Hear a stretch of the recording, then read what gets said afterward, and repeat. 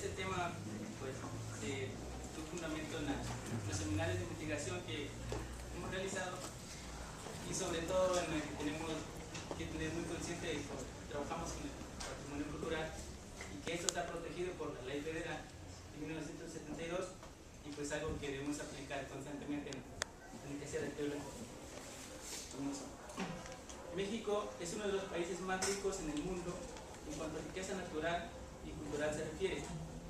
Por ello, ha sido considerado como un territorio propicio para llevar a cabo actividades ilícitas con estas. Ejemplo de ello son los saqueos y, por consiguiente, el tráfico del patrimonio cultural. Se entiende por patrimonio cultural, y cito, son todas las manifestaciones culturales sobresalientes realizadas por los mexicanos del pasado y del presente, las cuales definen nuestra cultura nacional, le dan identidad y soberanía. ¿Cierto? Sí. El acercamiento a la identificación con un pasado indígena en la sociedad mexicana se dio a partir de la Guerra de Independencia de 1810, donde se tomó como ideología el pasado glorioso que tuvieron las culturas mesoamericanas. De esta manera se inició un nacionalismo mexicano que en ese momento serviría para que México fuese un país autónomo. Se han hecho diversos intentos por proteger nuestro patrimonio cultural. Olivet menciona que los primeros intentos por protegerlos institucionalmente se hicieron desde el 18 de marzo de 1825, donde se da la intención de reunir, conservar y difundir el patrimonio cultural con el entonces presidente Guadalupe Victoria, quien fundó el Museo Nacional Mexicano.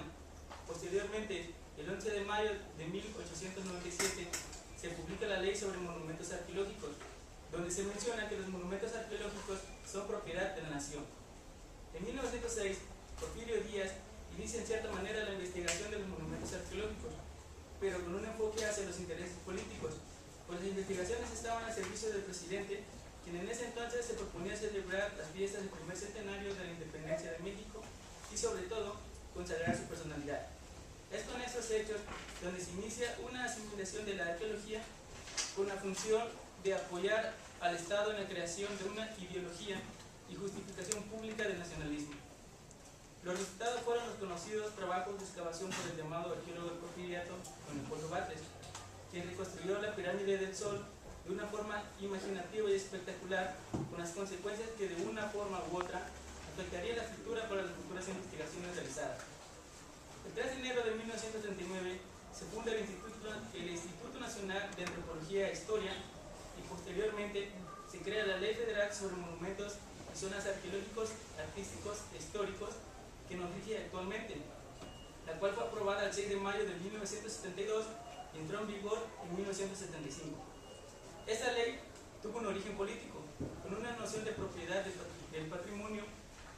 Realmente lo que esta ley hizo es encomendar la administración y vigilancia al Instituto INAH sobre los bienes culturales y sobre la misma arqueología. De esta manera, el INAH quedó como custodio de una zona, monumento, mueble e inmueble.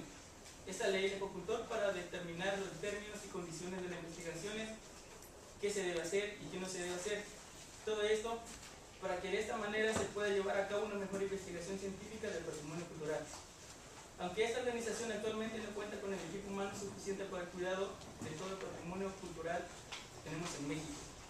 En la actualidad, el INAH brinda mayor prioridad a los sitios que considera relevantes para la supervisión y control, como son las zonas potencialmente turísticas, y de esta forma termina marginando los sitios que no presentan algunas estructuras monumentales que pueden estar en peligro de desaparecer completamente, perdiendo de esta manera información que puede ser muy importante.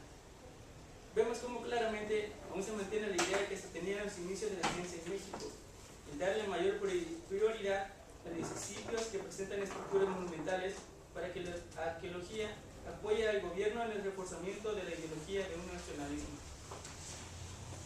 Además de todo lo anteriormente mencionado, la Ley Federal de 1972 vino también a garantizar la protección, conservación, restauración y difusión del patrimonio cultural y protegerla de quienes atentan en su contra. En los últimos años se han dado diversas tentativas para configurar la ley a la actualidad de la antropología en México, intentos que han sido fallidos, pues algunos solo quedan en la pura propuesta y no llegan a aplicarse. Ejemplo de ello son artículos 28, 33 y 35, donde existe una confusión acerca de la definición correcta del concepto de monumentos arqueológicos, artísticos puede presentar un panorama general de lo que es la ley y la función de esta. Haré referencia a las contradicciones y deficiencias que esta presenta. Algunas de ellas, a lo largo del tiempo, se han querido enmendar, siendo de esta manera la primera reforma el 13 de enero de 1986, pero aún con esas nuevas reformas se siguen manteniendo los problemas que actualmente afectan al patrimonio cultural, pues no llegan a estar de una manera totalmente protegidos. Se mencionarán a continuación las deficiencias y contradicciones de algunos artículos en esta ley y la forma en que afecta en la aplicabilidad a la arqueología contemporánea. El artículo 2, en su primer párrafo, menciona, y cito: es de utilidad pública la investigación, protección, conservación, restauración y recuperación de los monumentos arqueológicos, artísticos, históricos y de la zona de monumentos. El problema que se puede notar es que da libertad a realizar espectáculos de diversos tipos dentro de las zonas arqueológicas e históricas, espectáculos de luz y sonido o conciertos, como es el evento de Cumbre Tajín, donde se realiza el espectáculo de luz y sonido Vive Tajín, en Veracruz. También se ha realizado el espectáculo de luz y sonido en Uxmal y el concierto que se realizó en el 2010 en Chichén Itzá, nombrado La Noche del Sol, el Tollón en Chichén Itzá, donde el instituto solamente recibió 2.132.000 pesos y el gobierno priista del estado más de 28 millones de pesos. Estas actividades han causado un gran daño a las estructuras de dichas zonas arqueológicas, pero estos eventos se realizan llegando a ser una forma de promoción y difusión del patrimonio cultural, y que la ley lo permite, pues es una utilidad que se le está dando lugar.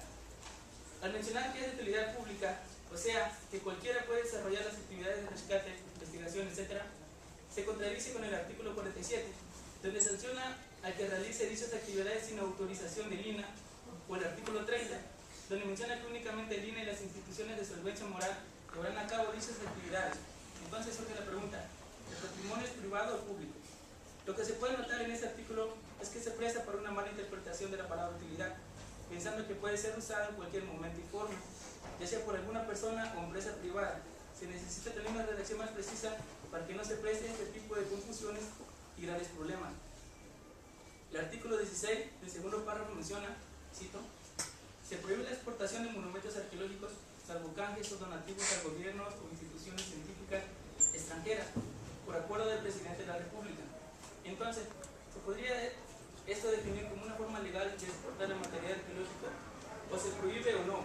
Pues solo confiere el poder al presidente de la República, y el resto de personajes que se mencionan en el artículo 3, donde están el secretario de la SEP, el BAL y el INAH, no tiene importancia lo que ellos digan. Este es uno de los aspectos de vital importancia donde se debe tomar mucho más en cuenta la opinión de los especialistas, como son los arqueólogos. Sin duda alguna debe hacerse una modificación a este artículo, pues debe prohibirse que cualquier bien mueble arqueológico sea exportado por la nativo de cualquier país o instituto. No puede darse la potestad de alguna autoridad para que regale lo que nos pertenece a todos como mexicanos. Ahora sí aplicaría la frase: no debemos perder nuestra identidad. Quizás deba de aplicarse esto para poder recuperar nuestro patrimonio cultural que está fuera del país. Ejemplo de esto, el penacho de Moctezuma, que se encuentra en el Museo de Etnología de Austria. Solo hace falta encontrar un bien arqueológico de aquel país en nuestro territorio para poder canjearlo. El último que mencionaré es el número 17, en su párrafo 3, donde dice, cito: para la reproducción de monumentos arqueológicos, históricos o artísticos con fines comerciales, se requerirá permiso del instituto competente y en su caso se estará a lo dispuesto en la Ley Federal de Derechos del Autor. Se exceptúa la producción artesanal en lo que se estará a lo dispuesto por la ley de la materia y en su defecto por el reglamento de esa ley. Realmente este artículo no es aplicado en su totalidad actualmente, pues vemos cómo entre nuestros bienes materiales que son característicos de alguna cultura hispánica se reproducen sin ser artesanales y sin control alguno, explícitamente con fines comerciales.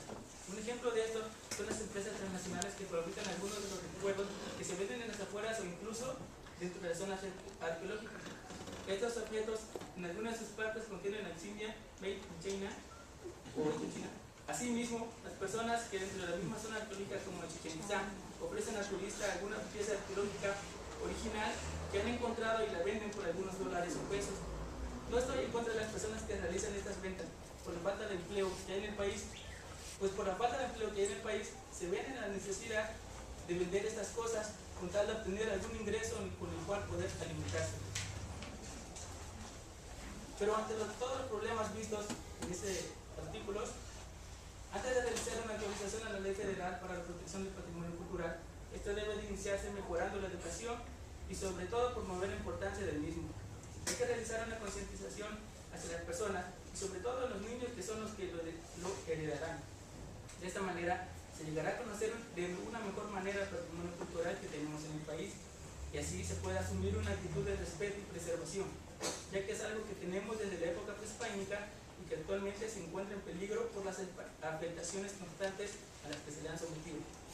Es fundamental el cuidado del patrimonio cultural, ya que este es el material importante que como arqueólogos tenemos para poder realizar el estudio de las sociedades pretéritas, pues además de ser estos artefactos la representación de las sociedades distintas, es en este material donde se registró su ideología y en base a ellos podemos interpretar a dichas sociedades.